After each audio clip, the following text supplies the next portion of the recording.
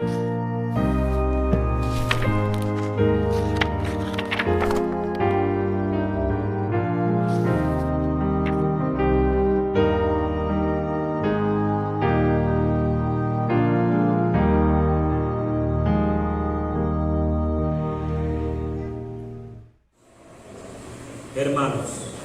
amigos, niños que están aquí, jóvenes, ¿cuántas veces has pecado en tu corazón?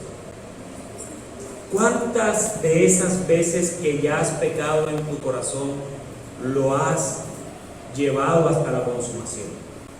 Muchas veces solo pecamos, pero no lo consumamos, pero igual es pecado. ¿Y cuántos de esos pecados consumados han recibido retribución por parte de Dios?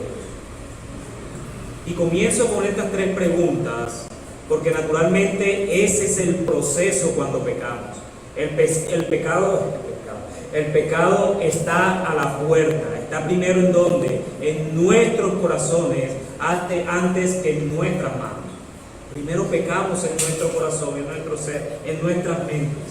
Muchas veces sucede premeditadamente, otras veces sucede sin pensar siquiera, otras más suceden en respuesta a algo que recibimos y que no nos gustó.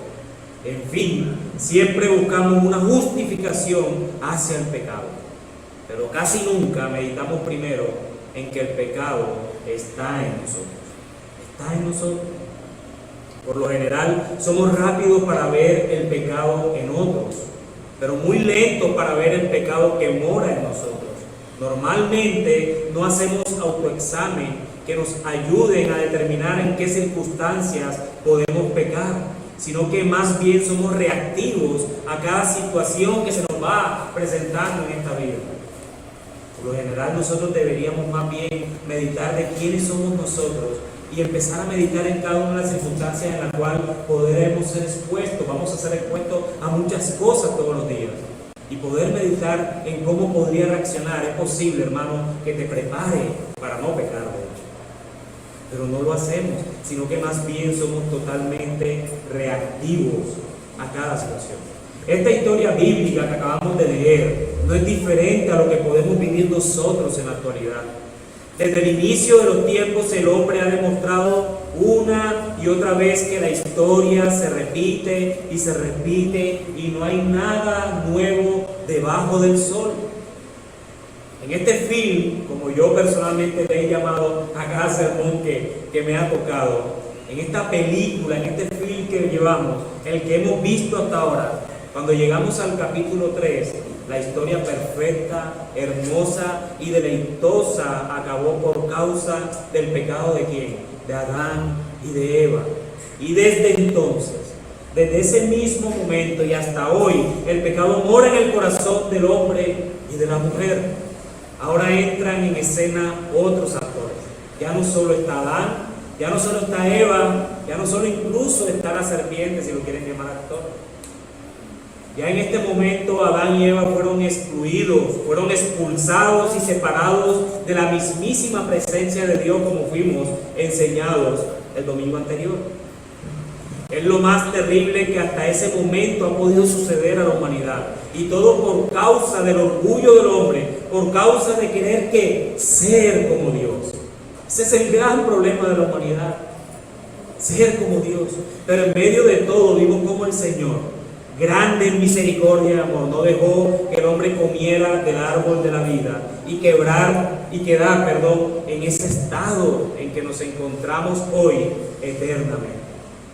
Aún el Señor allí es bueno, aún el Señor allí es misericordioso. Hubiese sido el peor castigo jamás recibido, pero Dios, rico en misericordia, no lo permitió y prefirió sacar al hombre del jardín para que no siguiera desobedeciendo deliberadamente y hubiese comido del árbol de la vida. Pero ahora la historia continúa. La historia continúa. Esa promesa de Dios de la simiente de la mujer y de la simiente de Satanás comienza a desarrollarse sin el conocimiento total de los actores de la época. Empiezan las simientes ahí a actuar. Hoy tenemos la historia completa nosotros. Pero en ese momento Adán y Eva seguramente no entendían muy bien las cosas, a pesar de haber comido del árbol del conocimiento del bien y del mal. Pero por causa de la desobediencia, de su propio pecado, estaban nublados a su propia sabiduría. Y eso se ve en el desarrollo de estos versículos que acabamos de leer del capítulo 4. Vemos la pobreza de sabiduría, el incremento de un pueblo que comienza a pecar deliberadamente. Vemos mentiras, endurecimiento de corazón y en medio de todo esto aún la misericordia de Dios moviéndose a favor de la humanidad. Pero sobre todo vemos la omnisciencia de Dios, el Dios omnisciente mostrándose claramente en estos pasajes. Y en el día de hoy, mis hermanos, quiero que veamos en nuestro sermón dominical, el cual ha sido titulado El pecado del hombre, el transcurso de esta historia entre Caín y Abel a la luz de 3 encabezados. Ayer el hermano que mandó la imagen, que puso esa piedra. Hermano, así me siento a veces. Y así de verdad el pecado nos hace sentir muchas veces por esa piedra inclemente. El primer encabezado es el pecado del hombre nace en el corazón, de los versículos 1 al 5. El segundo encabezado es el pecado del hombre se consuma con las acciones, versículos 6 al 10. Y el tercer encabezado es el pecado del hombre tiene su retribución, versículos del 11 al 15. La vida de la primera familia refleja el cumplimiento del mandamiento de procreación y de vocación. Vemos a Adán y Eva procreando, y estos que ellos procrearon ya venían con una vocación. El resultado de la relación matrimonial es el nacimiento de 2 hijos, o por lo menos de 2 hijos que nos muestra la Escritura. La madre se encarga de poner nombres a los hijos reconociendo a Dios como dador de la vida y la identidad propia de cada hijo. Como parte de la vocación humana, Abel escoge la vida más bien nómada de domesticar animales y sustentarse de ellos. Caín escoge la agricultura que requiere una vida más sedentaria y dependiente de ¿qué? De la fertilidad de la tierra. Ambas ocupaciones constituyen la más importante y primarias en el desarrollo de toda la civilización: la caza, la pesca y la agricultura. Así comienza esta historia. Parece normal, la vida continúa fuera del jardín. Sin embargo, así como la vida continúa, los problemas de la humanidad van en aumento, y es lo que vemos en estos versículos. Comienza la decadencia de la humanidad, comienzan a aumentar los pecados. Ya no solo era un acto de legalismo de Eva, ¿lo recuerdan? El acto de legalismo de Eva, ya no solo era un acto de mentira de la serpiente, no, ya estos pecados fueron incrementándose significativamente. Y es esto lo que nos lleva a nuestro primer encabezado. El pecado del hombre nace en el corazón. El pecado del hombre nace en el corazón.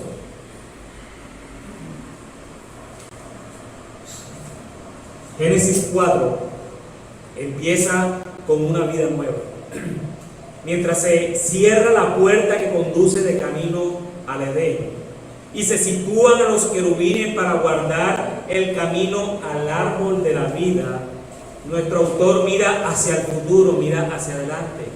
Dios permite que la vida prosiga, incluso en el mundo caído fuera del huerto. ¿Sí ven incluso la misericordia de Dios en esto? Adán y Eva pecaron, y aún así fuera del huerto Dios permitió que la vida continuara. Además, la fe continúa fuera de aquel. La vida es una vida de fe. Aquí en el mundo desordenado por la llegada del pecado, aún es posible y además esencial vivir por fe. Eva inicia el capítulo con una afirmación de fe. Y el hombre se unió a Eva, su mujer, y ella concibió y dio a luz a Caín. ¿Y qué dijo Eva? He adquirido varón, ¿con qué? Con la ayuda del Señor. Después dio a luz a Abel, su hermano. He adquirido varón con la ayuda del Señor. Había fe en Eva, ¿cierto? Dice que Adán conoció a Eva en otra traducción, dice Reina Valera. Es decir, tuvieron relaciones sexuales. El texto original de conocer es la comunión en el acto sexual que tienen el hombre y la mujer. A pesar de la caída, el hombre seguía con los principios que Dios mismo le había dado. Él les dijo que fueran fecundos y se multiplicaran, y entonces Adán conoció a Eva, su mujer. Y sigue diciendo el texto que ella concibió y dio luz a Caín. Caín es el tercer ser humano que aparece en escena. Y ese nombre significa una posesión. Y tal vez por esto Eva se verá como una expresión de adoración a su Dios por el nacimiento de este hijo. He adquirido varón con la ayuda del Señor. Es muy probable, hermanos, que Eva creyera que Caín era la promesa dada por Dios cuando aún permanecían en el huerto. Tal vez Eva pensó que Caín era la simiente prometida por Dios, la simiente de la mujer, y tal vez por eso a su segundo hijo lo llamó Abel. Y Abel significa vanidad. Vanidad. Era como si valorara sobre todas las cosas a Caín por creer que era la simiente prometida, y que además de todo, cualquier otro hijo no fuera necesario tenerlo si ya tenía esa simiente que Dios le había prometido. Y por eso le llama vanidad. Otras traducciones del nombre de Abel lo llaman lamentación, lo llaman pesar. Pero nada estaba más lejos de la realidad que esto. No había más lejos, no había nada más lejos que esto. Los pensamientos nuestros no son los pensamientos del Señor. Y esto ha sido desde siempre y será para siempre. Dios es más sabio que la suma de toda la sabiduría de la humanidad. Él actúa como quiere y bien le parece. ¿Para qué? Para su propia gloria. Sumemos la sabiduría de todos los hombres, mujeres, niños, adultos, ancianos, de toda la humanidad, y aún la suma de esa sabiduría no le llega a un milímetro cuadrado al pensamiento y sabiduría de Dios. Sigue diciendo el texto: y Abel fue pastor de ovejas y Caín fue labrador de la tierra. La Biblia nos continúa diciendo las funciones o trabajos que desarrollaron cada uno de estos hermanos. Dice que Abel fue pastor de ovejas y que Caín fue ¿qué? Labrador de tierra. Desde los inicios de los tiempos ya había trabajos diferenciales, hermanos, ¿se dan cuenta? Ya había trabajos diferenciales, no todos hacían lo mismo. No es diferente hoy. Cada uno se capacita, se prepara un área determinada y la desarrolla. Esto hace parte de la vida, no todos tenemos que hacer lo mismo y no todos somos buenos, además, para hacer todo. Esto se ve reflejado en la familia, esto se ve reflejado en la sociedad, y esto, hermanos, se debe ver reflejado en la propia iglesia. En esta iglesia hay contadores, hay ingenieros, hay abogados, hay maestros, ¿cierto? Dios le dio el don de estudiarlo, y es un don de Dios. Entonces vemos cómo desde Caín y Abel aún ya esto se veía. Caín, labrador de tierra; Abel, pastor de ovejas. ¿Qué diferencia? Dios dio dones diferentes a estos dos hermanos, hijos de los mismos padres, y Dios sigue actuando de la misma manera en estos tiempos. Vemos como dos hijos, así sean mellizos. En esta iglesia hay 3 mellizos, y cada uno de ellos como hermanos son muy diferentes, tienen dones diferentes, el Señor los capacita diferente. Las más adultas que conocemos son diferentes, los segundos son diferentes, los últimos también son diferentes. Entonces Dios da dones diferentes, y nosotros debemos entender esos dones como un don, un regalo que Dios le da a cada uno de ustedes, a cada uno de nosotros, hermanos. Y sigue diciendo el texto: al transcurrir el tiempo, Caín trajo al Señor una ofrenda del fruto de la tierra. Aquí empieza la película a cambiar. Hasta aquí no había nada. o Adán conoció a su mujer, tuvo a sus 2 hijos, Caín, oh Señor, gracias, está en mi posesión. Y Abel, oh Señor, ni siquiera exclamó nada al Señor por haberlo hecho. La Escritura no nos dice nada de eso, pero el nombre lo dice todo. Al transcurrir el tiempo, dice el versículo 3, Caín trajo al Señor una ofrenda del fruto de la tierra. También Abel, por su parte, trajo de los primogénitos de sus ovejas y de la grasa de los mismos. A mí me causa mucha curiosidad cómo de Caín describe lo que trajo y de Abel, porque así como Eva exaltó el nacimiento de Caín, aquí vemos cómo la Escritura nos habla más de la ofrenda de Abel que la de Caín. ¿Sí ven cómo Dios es Dios? Dios es Dios. En algún momento determinado, al transcurrir el tiempo y al final del ejercicio del trabajo de ambos hermanos presentaron ofrenda al Señor. Caín una ofrenda del fruto de la tierra y Abel un primogénito de sus ovejas, de las más gordas de ellas. Eso es lo que quiere decir cuando dice de la grasa de los mismos, de la más gordita, de la más alimentadita. Era la mejor oveja que tenía Abel, la más gordita, la que en este tiempo, si tú tuvieras una vaca o algo que vendieras, se venden más caras que las que están flacas. No quiere decir que los flacos no valen nada, hermano, no te preocupes. Los flacos valemos. Si bien es cierto, son ofrendas diferentes, pues una es el fruto de la tierra y la otra un animal, lo que sí podemos ver es que Abel presentó la mejor ofrenda que tenía. Y eso no lo describe de Caín. No tenemos más detalles del mismo, hermano. No voy a venir aquí a especular lo que la Biblia no dice. No tenemos más detalles del mismo. De la ofrenda de Caín no se nos dice más nada. No tenemos más detalles, pero sí tenemos la respuesta de Dios ante esas 2 ofrendas. Y yo creo que eso para nosotros debe ser suficiente. No nos dijo que fue lo que Caín dio de la tierra. Dio el fruto de la tierra, era un labrador. Podría estar dando cualquier cosa que en ese momento estuviera sembrando y estuviera cosechando seguramente.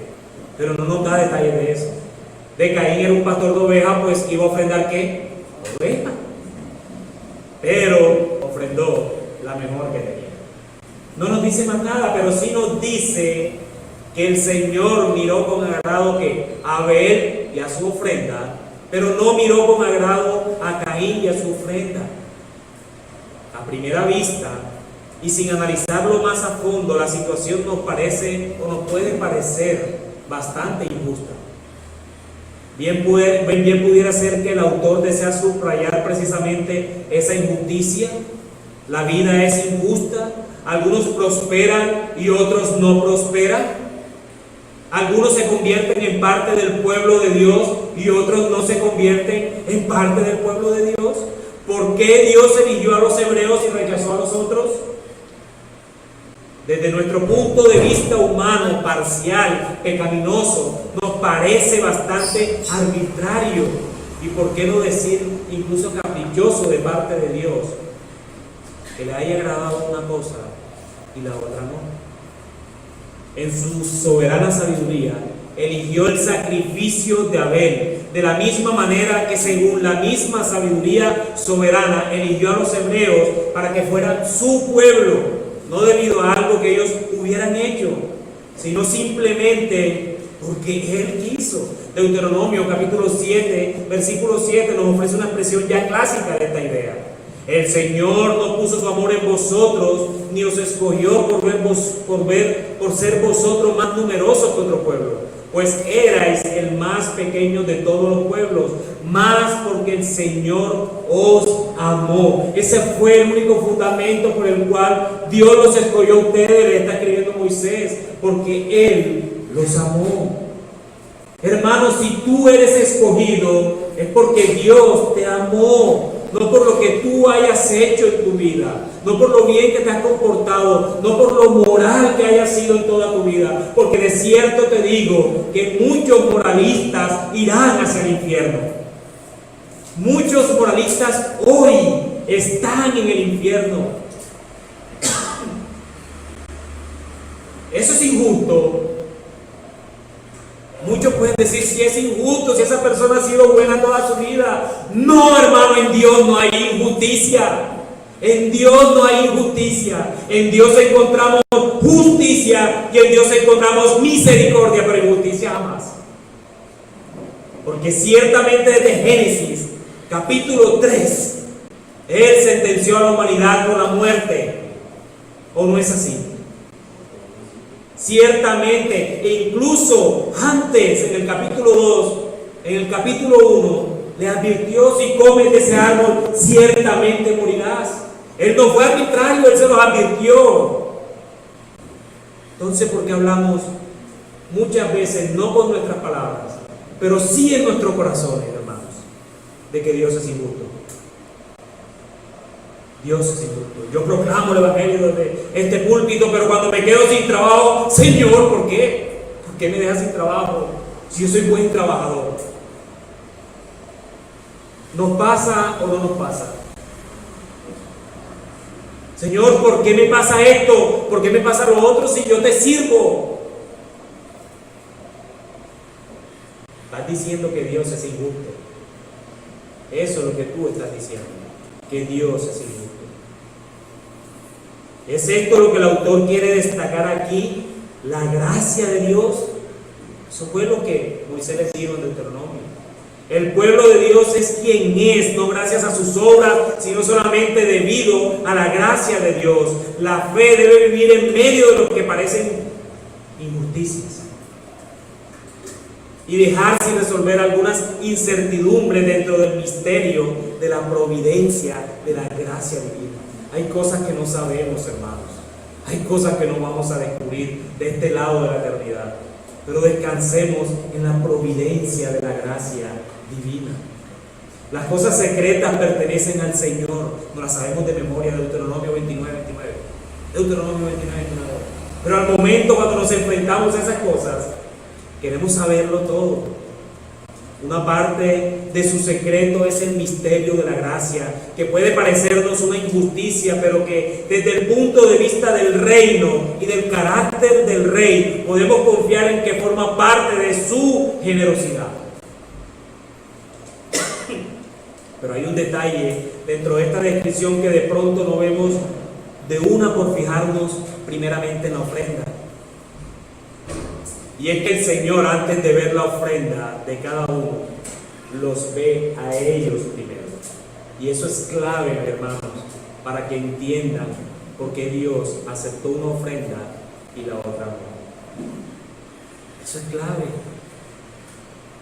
Uno le agradó y el otro le desagradó. Abel trajo ante Dios de los primogénitos de sus ovejas y de la grosura de los mismos. Esto no es insignificante. Creo que es más bien importante. Abel trajo lo mejor, Caín trajo lo que tenía. Porque Dios ve los corazones. Dios vio a Caín y su ofrenda. Dios vio a Abel y su ofrenda. Él no solo ve la ofrenda. Quizás la ofrenda es lo menos importante. Aquí lo importante es cómo estaban presentando su ofrenda. Y por eso Dios ve a Caín. El corazón de Caín, del corazón de Abel. Un corazón que quizás derramado de acciones de gracias hacia su Señor, y por eso Él dice: no hay nada mejor que yo pueda presentarte sino esto, la mejor oveja que tenía. Tal vez Caín solamente presentó lo que había. Esto es lo que hay para ti, Señor, y esto es lo que te doy. Es el corazón, hermanos. Esto es producto de un corazón bondadoso que entiende quién es Dios, versus un corazón endurecido que quizás pueda tener avaricia de los bienes que el mismo Dios le otorga en sus tierras. ¿Quién le dio la tierra a Caín? El Señor. Eso era del Señor. Quizás la instrucción que dieron sus padres a Caín y Abel fue la misma. Fue la misma, pero Abel entendió por fe cómo debía ofrendar a su Dios, que es dueño de todo. Tal vez Caín, por su duro corazón, creyó que Dios no es omnisciente y podría ver lo que este hombre tenía en el corazón. Y este agrado de Dios por la ofrenda de Abel ocasionó en Caín una reacción. Caín se enojó mucho, dice el texto, y su semblante se le mudó. Sigue en la historia. Empezó bonito todo, Caín y Abel, mi hijo Caín hermoso, Señor, gracias, tú me lo has dado, esta es mi posición. Abel, tu eres vanidad y por eso te llamo Abel. Labrador de tierras, pastor de ovejas, ofrendan porque han sido instruidos en eso. Abel lo mejor, Caín lo que tenía. Esto es lo que hay. A veces nuestra actitud no es eso. Esto es lo que hay. Señor, si te sirve bien, si no, ¿qué hacemos? Y el agrado de Dios a la ofrenda de Abel y el desagrado de Dios a la ofrenda de Caín. Y Caín se enojó mucho y su semblante se desnudó. Esta es la propia reacción de un corazón endurecido. Un corazón que viola la ley de Dios, que no hace la voluntad de Dios, a pesar de que Dios ha dado las cosas y sin embargo busca al culpable fuera de sí mismo. No, yo no soy culpable. Ahí en su corazón estaba enojado porque Dios no se agradó con su ofrenda y porque su hermano presentó una mejor ofrenda. Entonces Caín lo que estaba diciendo es: la culpa es de ellos, porque ni Dios se agradó conmigo y él dio lo mejor que tenía, esos problemas de él. Si ven cómo nuestro propio corazón busca el culpable afuera. Esto es lo que está pasando con Caín. Fue tanto el enojo de Caín para con su hermano y para con Dios que se notó en su semblante. Su cara cambió, demudó su cara. Su cara se decayó, asumió una expresión de tristeza mezclada con rabia, con enojo. En fin, su cara no fue la misma.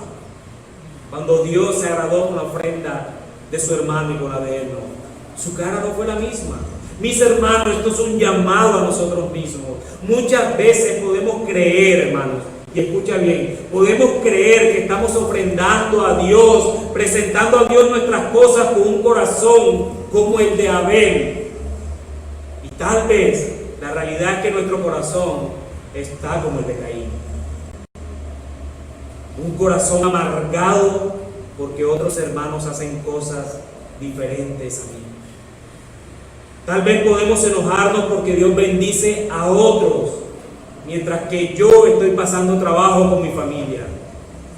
Y eso puede ocasionar en mí enojo, frustración, tristeza, en fin, ocasiona pecados en mi corazón por no querer aceptar la buena voluntad de Dios para con todos.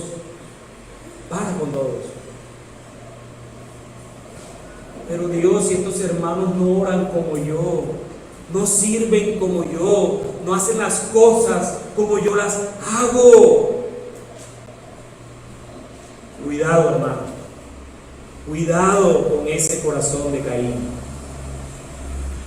Descansa en la voluntad de Dios para tu vida y entiende que Él es fiel a Él mismo y no es por lo que tú o yo hagamos o dejemos de hacer, sino más bien por el puro afecto de su voluntad, por su amor como con su pueblo. ¿Por qué le amamos? Porque ¿qué? Él nos amó primero. Juan ahí te está diciendo que es imposible que tú ames a Dios si Él no te ha amado primero. Entonces, por su amor que nosotros le amamos. Por lo tanto, es imposible que un no creyente pueda amar a Dios si no ha sido elegido.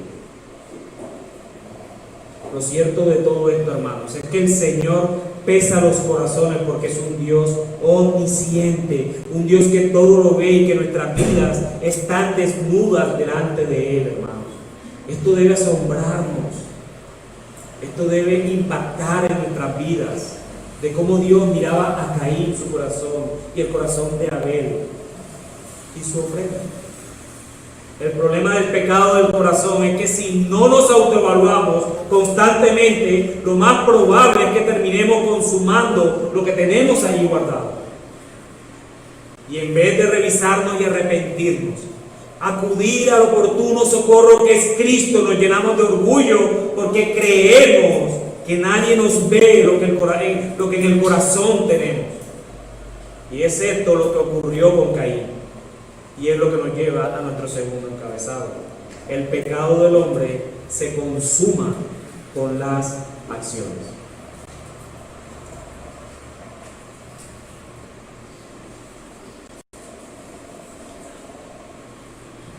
Dios es omnisciente, como hemos venido hablando, Él todo lo ve. Todos estamos desnudos delante de Él y por lo tanto identificó el enojo de Caín en su corazón, que claramente se reflejaba en su semblante.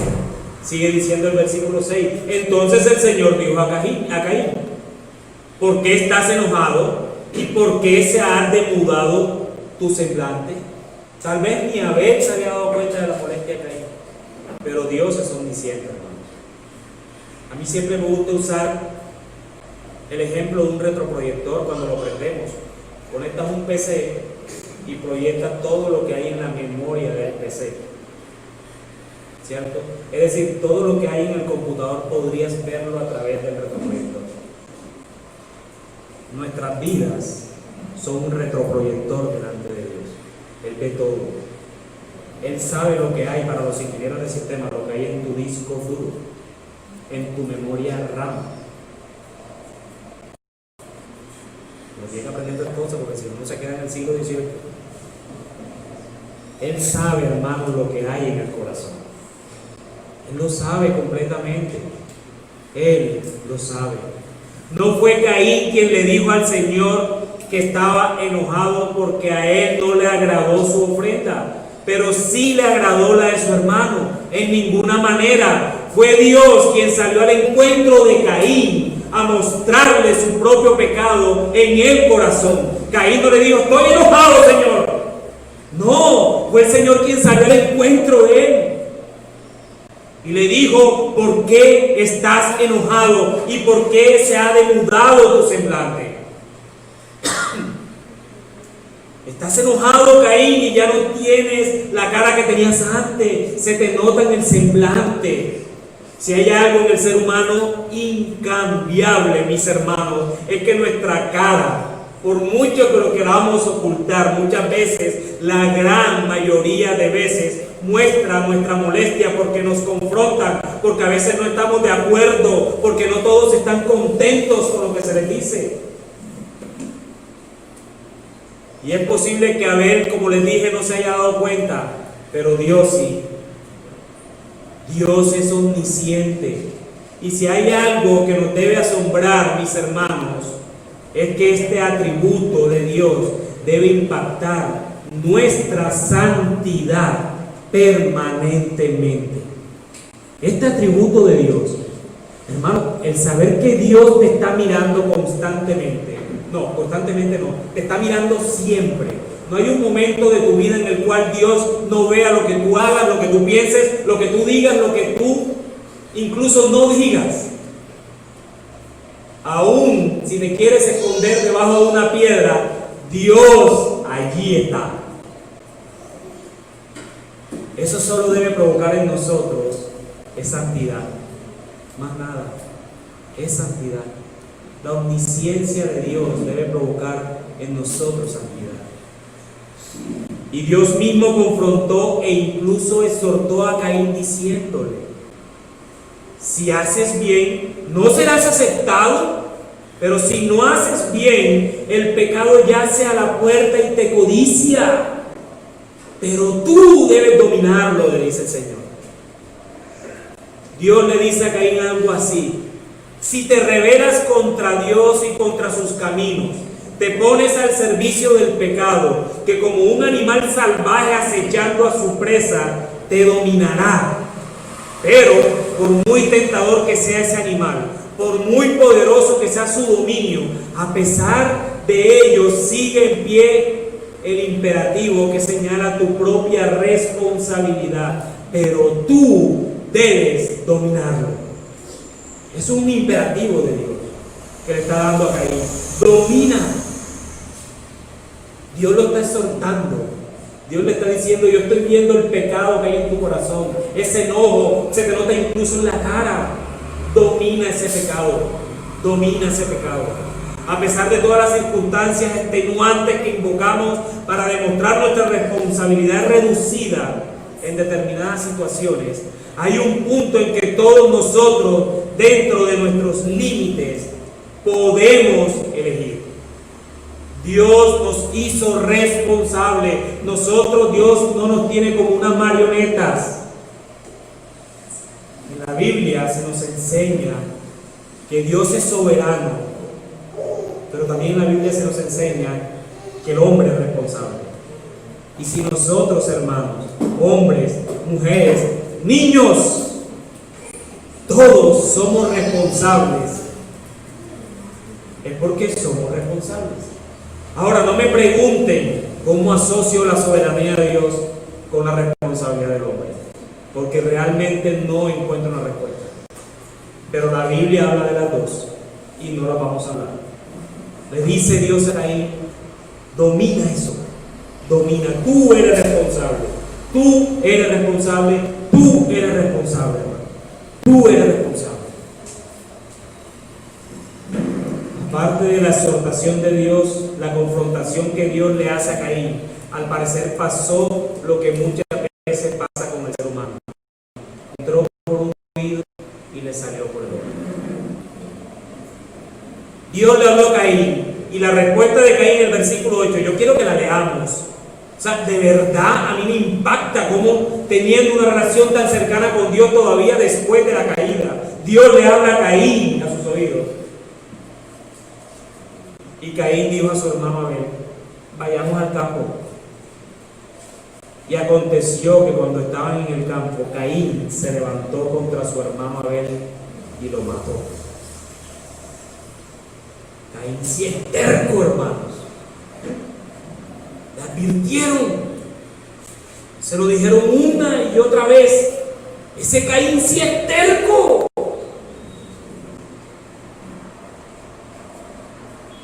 Nosotros también lo somos.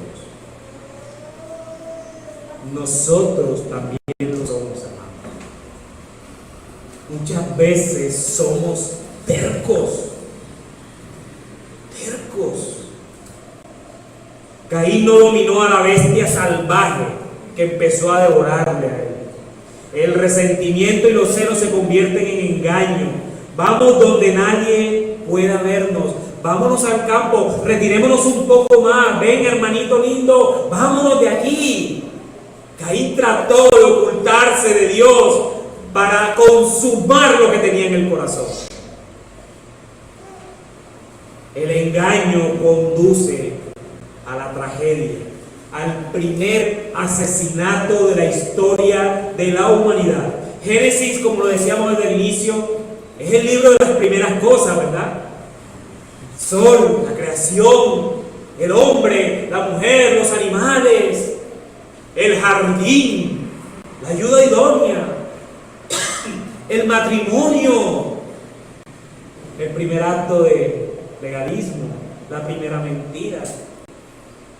Aquí hay otra segunda mentira, pero como estamos hablando de las primeras cosas, llegamos al primer asesinato en la historia de la humanidad. Caín sucumbió ante su enojo, a pesar de que Dios, conociendo su corazón, le advirtió: tú debes dominar ese enojo que se denota aún en tu cara, en tu semblante.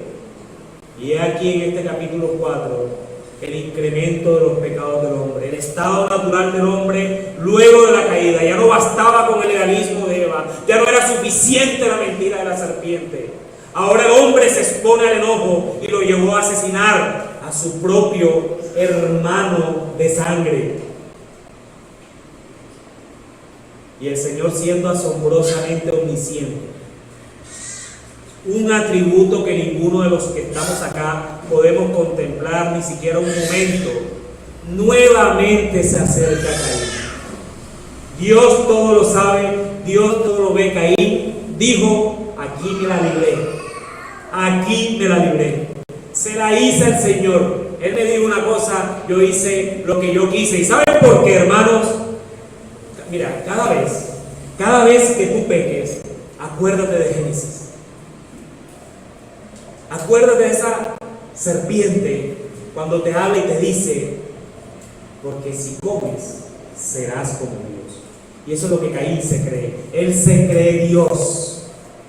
Dios me dijo y yo hago lo que yo quiera. Y verás que ni siquiera me va a ver. Entonces el Señor le dijo a Caín, ¿dónde está tu hermano Abel? ¿Dónde está tu hermano Abel? Y él le respondió, no sé. Lo primero que le voy a decir es que Dios no era que no sabía dónde estaba Abel. Él estaba nuevamente exhortando a Caín a que se arrepintiera de lo que ya había hecho. ¿Dónde está tu hermano Abel? Y él le respondió, no solo no sé, Señor. ¿Soy yo acaso guardián de mi hermano? ¿Eso qué? Es algo así, algo así. Píntense a esa pelea. Pelea entre hermanos, para no poner a Dios en esto. Hermano, ¿dónde están mis zapatos? Yo no sé. ¿Acaso yo soy el dueño? Eso es lo que sabemos hacer. Así respondemos. Mi hermanita, ¿dónde me dejaste los maquillajes? Así. ¿No son tuyos? O mi mamá me los compró a mí. Pecado tras pecado tras pecado. ¿Cierto? No sé. ¿Soy yo acaso guardián de mi hermano? Antes, en el versículo 6, Dios estaba junto al altar en la ofrenda, ofreciendo una salida, un camino hacia la aceptación renovada, exhortando a Caín para que se arrepintiera de esa ofrenda que había dado. Pero ¿qué hizo Caín? Se enojó. Se enojó. Aquí Dios está con Caín en el campo y su mensaje es una confrontación directa. ¿Qué paralelo más intenso con la pregunta que le hace Dios a Adán en el capítulo 3? Adán, ¿dónde estás? ¿Lo recuerdan? Después de la caída, Adán, ¿dónde estás? Después que Adán se avergonzaba de ver a Eva y Eva se avergonzaba. Pero eso ocultaron y se pusieron sus cositas. Adán, ¿dónde estás? Caín, ¿dónde está tu hermano Abel? La pregunta individual formulada a Adán ahora se convierte en una pregunta social para Caín. Y ante la respuesta impertinente de Caín, que podríamos parafrasear como, ¿acaso soy el pastor del pastor? Eso es lo que Caín le está diciendo, Eso es lo que Caín le está diciendo a Dios. Eso no es tu pastor. ¿Acaso soy el pastor de él? No. ¿Acaso yo soy el pastor del pastor? La consecuencia que Génesis quiere transmitir no puede ser menos que un sí. La responsabilidad ante Dios es la responsabilidad también por nuestros hermanos. Esta pregunta debe resonar en la mente y en los corazones de cada uno de nosotros siempre. Alex, ¿dónde está tu hermano? ¿Dónde está tu hermano? ¿Has preguntado por él? ¿Lo has llamado? ¿Le has orado? Hermano, te estoy llamando porque quiero orar por ti. ¿Dónde está tu hermano? Esto es lo que Dios hace, una pregunta social. Y Dios nos va a preguntar, ¿qué hicimos? ¿Qué hicimos? Y ese mensaje va dirigido a Caín, no en el altar, sino en el campo, en el mundo, en su lugar de trabajo, en su entorno cotidiano. Es allí donde Dios nos llama a que ejerzamos la responsabilidad. ¿Por quién? Por nuestros hermanos. La resistencia de Caín a cambiar, incluso cuando Dios mismo le confronta con sus actos, ilustra quizás la adormecida que puede estar la conciencia gracias al rechazo permanente a escuchar a Dios. Así somos, no queremos escuchar a Dios. El resultado es que nos consideramos dignos de enfrentarnos a Dios, nos oponemos a su voluntad, y esto es por sí solo el juicio de Dios contra nosotros mismos. Tal y como dice Calvino, la fuerza del juicio divino se percibe claramente porque penetra con tanta fuerza en el corazón de hierro de los malvados que se sienten constreñidos interiormente a ser sus propios jueces. No les permite tampoco erradicar el sentimiento de culpa que ha suscitado, de modo que no queda la huella de una cicatriz o una quemadura. En otras palabras, mis hermanos, el modo en que el juicio de Dios obra en nuestra vida consiste en muchas ocasiones en hacer que nos sometamos al juicio que tenemos sobre nosotros mismos. Si uno quiere vivir sin Dios, vas a vivir sin Dios. Eso es un juicio en sí mismo. Ese es el juicio de Caín. Quisiste escoger algo que yo no te dije. Vive con eso, ese es tu juicio. Eso es tu juicio, Caín. Decidiste no atender mi palabra. Decidiste cometer el pecado, consumarlo. Vive con ese juicio. Vive con ese juicio. Y sigue diciendo el versículo 10, y el Señor le dijo: ¿qué has hecho? La voz de la sangre de tu hermano clama a mí desde la tierra.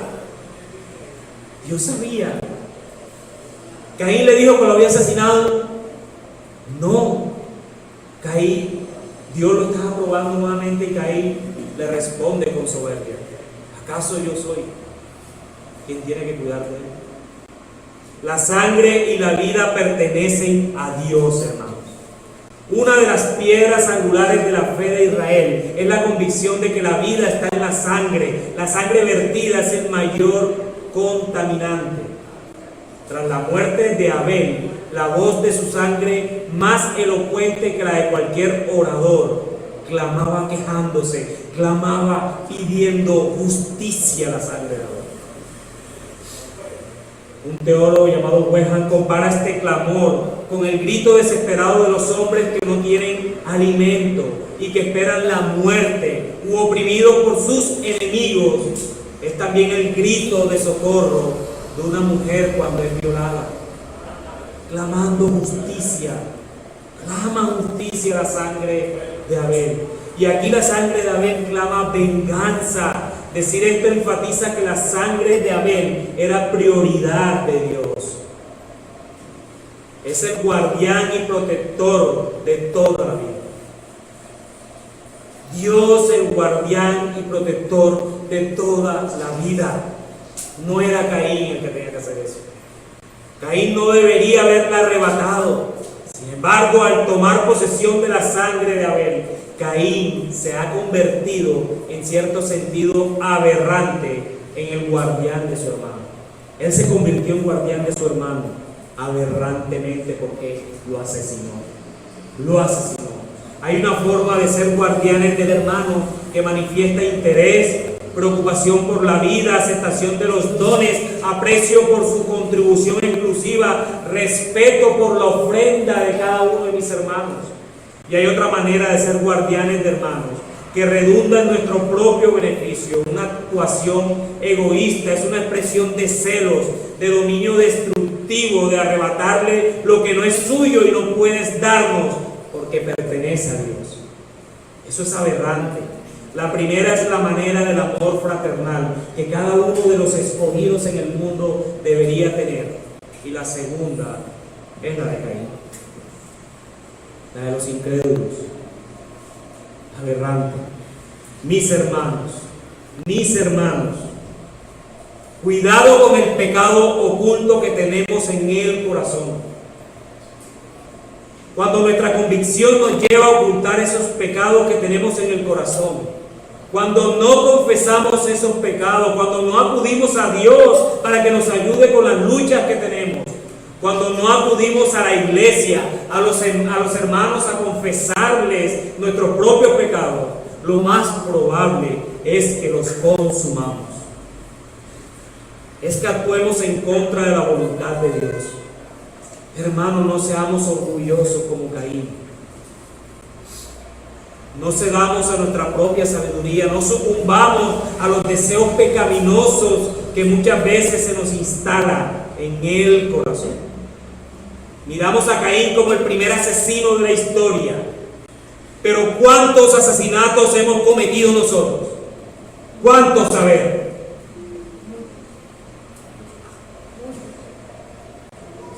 ¿Cuántas veces has llamado necio a tu hermano en tu corazón? ¿Cuántas veces lo has hecho? Ya lo asesinaste, hermano. Ya lo asesinaste. El acto físico no es más de lo que ya cosechaste en el corazón. Así también el adúltero. Solamente apuntamos hacia los que han caído o consumado ese pecado, pero ¿cuántos adúlteros, hermanos, hay en este lugar? Solo pensamos en que ese hermano es peor que yo porque él le fue infiel a su esposa. Pero ¿cuántas veces, hermanos, hemos sido infieles a nuestras esposas en nuestros corazones? ¿Te crees mejor que Caín? ¿Te crees mejor que Caín? ¿Tú te crees mejor que Caín? Cuando en nuestro corazón miramos a alguien más de lo que debemos mirarlo y lo hemos deseado en nuestros corazones, entonces vamos al Señor y le decimos: Señor, cierra mis ojos para no ver más. ¿Tú crees que esa oración es sensata? No, mis hermanos, la oración sensata debería ser: Señor, perdóname por ser adúltero. Esa es la realidad. Pero no acudimos al Señor a justificarnos: Señor, cierra mis ojitos para no verla más. No, hermano, confiesa tu pecado, eres un adúltero. Estás deseándola en tu corazón y Jesús dice que eres un adúltero. Pero hermanas, esto es para ustedes también. Normalmente somos machistas aquí y miramos solo a los hombres. Pero ¿cuántas hermanas pueden estar deseando a otro hombre en su corazón? Déjame decirte que también eres adúltero. Caín se enojó porque su ofrenda no fue aceptada por Dios, pero él sabe que Dios lo miró a él antes que su ofrenda. Allí en el altar lo exhortó. Sin embargo, su respuesta orgullosa fue llevarse a su hermano menor al campo y asesinarlo. Y así muchas veces son nuestras actitudes, hermanos. Somos rebeldes contra Dios porque no está de acuerdo conmigo. Dios no está de acuerdo conmigo. Yo voy a hacer lo que se me venga en gana porque yo soy más sabio que tú.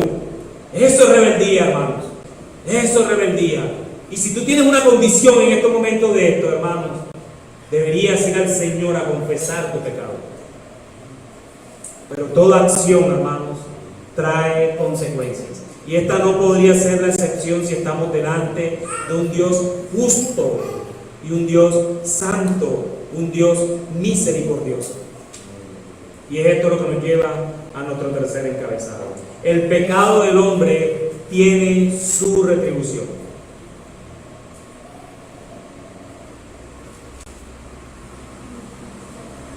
Y lo quise llamar así por el versículo 15.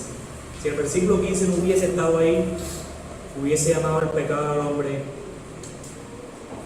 tiene su consecuencia. Y normalmente cuando utilizamos la palabra consecuencia aquí es siempre negativo. Pero vamos a ver más adelante cómo aún el Señor se mueve en misericordia a pesar de Caín. La retribución a Caín por su pecado no es menos que justa. Pero cuando leemos lo que Dios sentencia, es una expresión que debe llevarnos a nosotros a buscar los Caínes que hay en el mundo y predicarles el Evangelio, hermanos. Ahora pues, dice el versículo 11, y ahí sigue hablando el Señor. Ahora pues, maldito eres de la tierra que ha abierto su boca para recibir de tu mano la sangre de tu hermano. Cuando cultives el suelo no te dará más su vigor, vagabundo y errante serás en la tierra.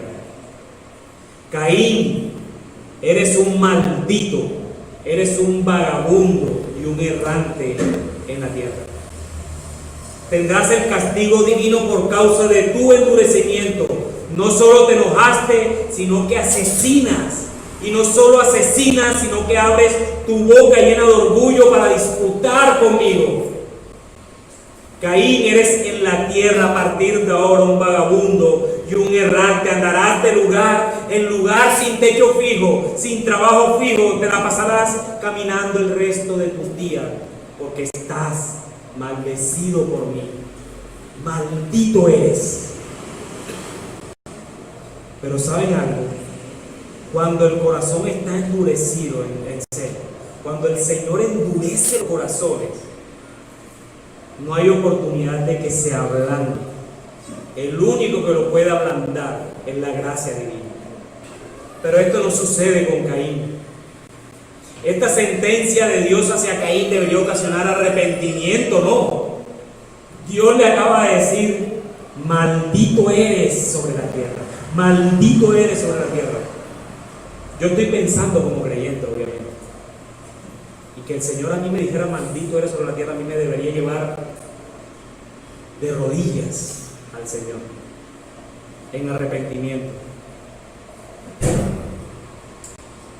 Esta sentencia de Dios hacia Caín debería entonces ocasionar arrepentimiento por el pecado ya cometido. Debería constreñir su corazón y decirle al Señor: perdóname, Señor, no sé lo que hice, he pecado contra ti, sé propicio a mí. Eso fue lo que hizo ¿quién? El publicano, ¿cierto? Pero el fariseo solo pensó en lo que hacía. Fue egoísta. Yo hago. No soy como ese. ¿Saben lo que dijo Caín al Señor? Mi castigo es demasiado grande para soportar. Hoy me has arrojado de la superficie de la tierra, y de tu presencia me esconderé y seré vagabundo y errante en la tierra, y sucederá que cualquiera que me halle me matará. Tan digno Caín, ¿verdad? Si un Caín se te acercara a ti con estas palabras, créeme, hermano, que nosotros por nuestro corazón débil, por nuestro propio pecado, por nuestra propia lucha, Caín te hace sentir culpable con lo que te acabo de decir. Demasiado grande para soportarlo. Ahí empieza la manipulación. Esto es demasiado grande para mí. Hoy me has arrojado de la superficie, ahora culpa de Dios. Y de tu presencia me esconderé como si pudiera, hermano, orgullo. Y seré vagabundo y errante en la tierra. Eso sí va a ser porque Dios ya se lo dijo. Y sucederá que cualquiera que me halle me matará. Caín pensó más, hermanos. Caín pensó más en su castigo que en su pecado. ¿Sí ven? Caín en ninguna parte habló del pecado que cometió. A él le interesaba más su deseo egoísta, el castigo que merecía, que el pecado que cometió. Y eso no es diferente en muchas personas hoy, incluso en muchos que se hacen llamar cristianos. Muchos no pecan solamente, hermanos. ¿Saben por qué no pecan? Para no recibir el castigo. ¿Por qué no adulteras? Pregunta un cristiano. Yo quisiera hacer un censo. Hermano, ¿por qué no adultera? No, porque mi esposa me deja. Liberándote del castigo. ¿Por qué no mientes? Porque después pierdo credibilidad. ¿Cómo se te ocurre? Ya la gente no creería en mí si me ven que soy un mentiroso. ¿Sí ven? ¿Cómo evitamos pecar para no recibir el castigo? Y este pensamiento es desgraciadamente miserable, mis hermanos. Es desgraciadamente miserable. La respuesta correcta debería ser: no peco porque atento contra Dios mismo, contra sus preceptos, contra su santidad. No peco porque cada vez que peco recuerdo a mi Señor clavado en el madero por mí. Esa debería ser la respuesta de un creyente sensato. Esa. Más allá de la consecuencia. No me importa, yo no peco, es porque mi vida debe estar entregada para la gloria de Dios. Más allá de ser libertado de la consecuencia, hermanos, recuerda cada vez que peques Mira la cruz. Mira la cruz. Mira la cruz. Y cuando peco, mi corazón se destroza porque es contra mi Señor que peco. Sin embargo, descanso en la soberana gracia de Dios, que sé que me ha salvado y que Él sabe que por mi miserableza seguiré pecando. Un hermano decía alguna vez: cuando me veo a mí mismo, veo imposible salvarme. Cuando me veo a mí mismo, yo veo imposible salvarme. Pero cuando veo a mi Señor, yo veo imposible perderme. En la cruz, hermanos, es en la cruz. Pero Caín pensó solo en el castigo. Me has expulsado de la tierra y ahora tendré que ser vagabundo y errante. Me has separado de ti, y no solo eso, sino que ahora, para donde voy, cualquiera que me halle me matará. Ahora la culpa es de Dios. No asume la responsabilidad de su pecado, pero sí teme ahora por su vida y culpa a Dios por esto. ¿Cuántas veces ese corazón caídico se apodera de nosotros y culpamos a Dios por lo que nos pasa sin contemplar que somos responsables también? Una vez más, Calvino da directamente en el clavo. Los hombres no tienen paz a menos que acepten la providencia de Dios y se convenzan de que sus vidas son objeto de su cuidado. Solo pueden disfrutar en paz los beneficios de Dios cuando se consideran seres que han sido puestos en el mundo con esta condición: que se sometan sus vidas al gobierno divino.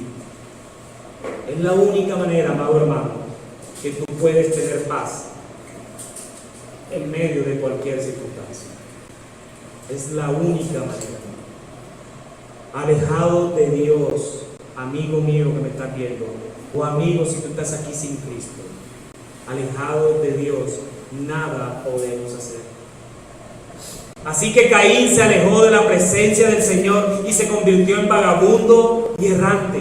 Ahora su vida se caracterizaba por la búsqueda, por visiones temibles, perseguido por la sangre vengativa, por el miedo, dominado en otras palabras por una angustia siempre presente, errante, vagabundo, tirado a su suerte. Caín se creía que ya no contaba con nada ni con nadie. El primero que me vea me va a matar porque ya se enteraron de que yo maté a mi hermano. Soy un miserable. Y eso era lo único que le preocupaba a Caín, pero basado solamente en su propia suerte. Pero Dios, y estos son los grandes peros que me encantan, quien es rico en misericordia, a pesar de lo que es Caín y del justo castigo de la muerte que merece por haber tomado la vida que no le correspondía a él, aún en su gracia común le permite vivir. Versículo 15. Entonces el Señor le dijo: no será así, pues cualquiera que mate a Caín 7 veces sufrirá venganza. Y el Señor puso una señal sobre Caín para que cualquiera que lo hallara no lo matara. Misericordia. Lo que yo decía ahorita, Dios es justicia, Dios es misericordia. Dios nunca es injusto.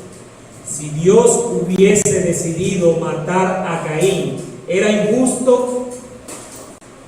No, era justo.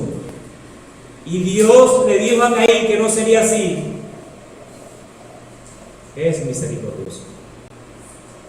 Dios nunca es injusto. Este es nuestro Dios, mis hermanos, rico en misericordia, rico en bondad, rico en amor. Un Dios que, si bien pudo matar a Caín en el acto, porque lo podría hacer, lo que hizo fue ponerle un sello de protección para que nadie que lo hallara lo matara. Aún Caín, el más perverso de los seres humanos en ese momento, ese era el Hitler de la época, el asesino, Aún él tenía la imagen de Dios. Y Dios no permitiría a nadie que lo tocara, porque la vida y la muerte son de él.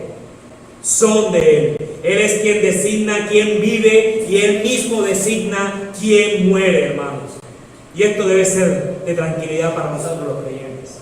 El día que muramos, hermanos, ese día, ese era el día. No va a haber COVID que te mate si el Señor no te tiene destinado a morir por COVID. No va a haber un cáncer que te mate si tú no estás destinado a morir de cáncer.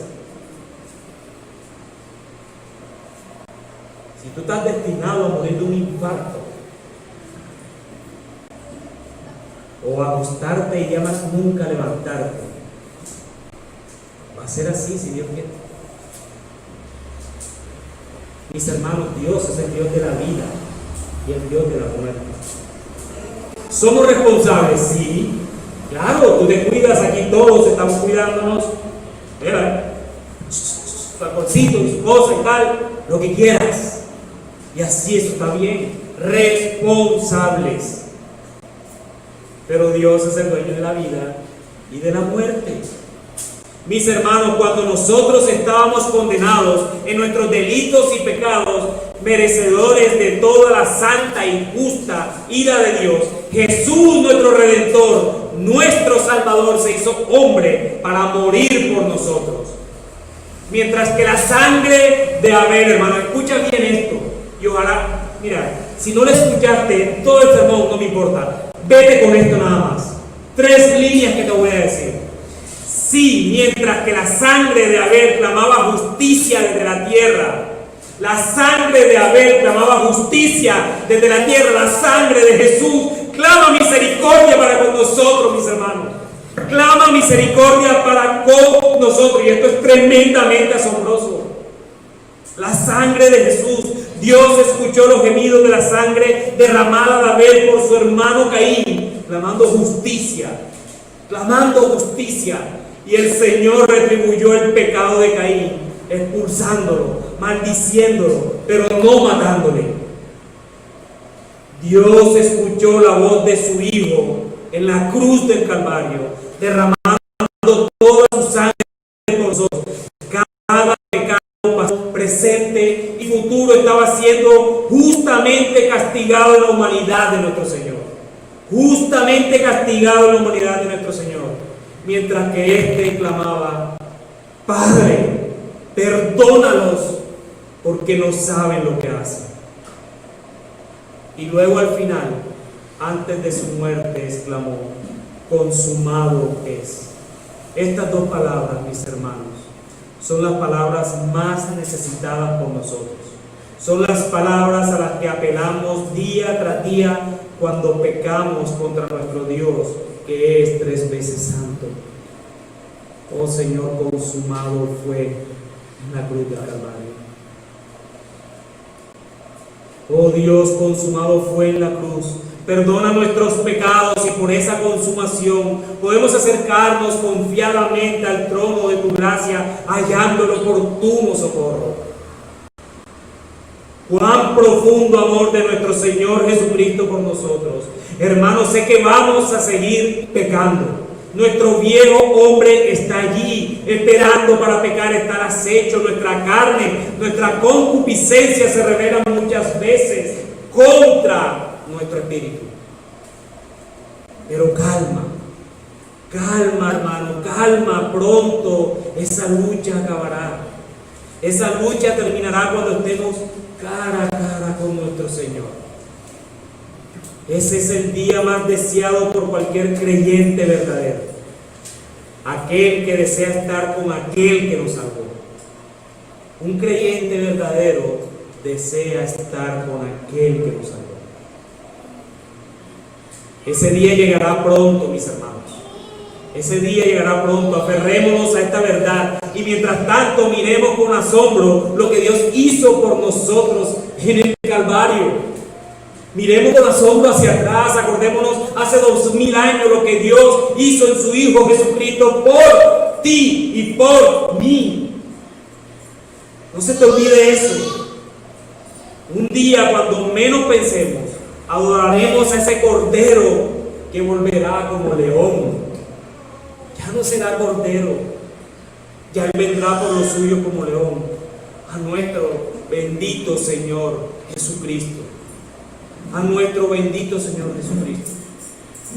Y tú, amigo, tú que estás en este lugar, o tú que nos puedes estar viendo por la transmisión, si no conoces de Cristo, permíteme decirte algo, y no te lo digo con soberbia ni con altivez, te lo digo con un dolor en el alma y una tristeza profunda en mi corazón. Tú no estás mejor que Caín. En estos mismos momentos, la ira de Dios está sobre ti. En estos momentos eres como Caín, eres un maldito de Dios. Eres un errante, eres una persona que no tiene rumbo alguno. Si Dios quisiera consumirte en estos momentos por causa de tus obras, muy bien lo podría hacer, porque estás destituido de su eterna gloria. Pero ¿sabes algo, amigo mío? ¿Sabes algo si me estás viendo? Al igual que Caín, si en estos momentos estás escuchando esto, es porque naturalmente estás con vida y el Señor tiene misericordia de ti. Así que, amigo mío, corre a los pies de Cristo en arrepentimiento y fe y busca de su perdón. Busca de Él, busca de su perdón. La Biblia declara, hermano, amigo, que Dios no rechaza un corazón contrito y humillado. Y si estás en la condición de Caín, no endurezcas. Oye la voz de Dios. Oye la voz de Dios. Ruego al Señor que tome tu corazón de piedra y te lo quite y te coloque un corazón de carne con el que puedas percibir la siguiente verdad. La única diferencia, amigo mío, la única diferencia entre tú y yo no es lo bueno que yo pueda hacer y lo malo que eres tú. No, esto no se debe a algo que he hecho. No, amigo mío, se debe solo a la única obra aceptada por Dios para que yo pueda ser justificado delante de sus ojos y en la obra de nuestro bendito Señor Jesucristo. Y es a Él a quien debe correr, no a mí. Es a Él. Yo no soy mejor que tú. Escúchame algo, amigo, yo no soy mejor que tú.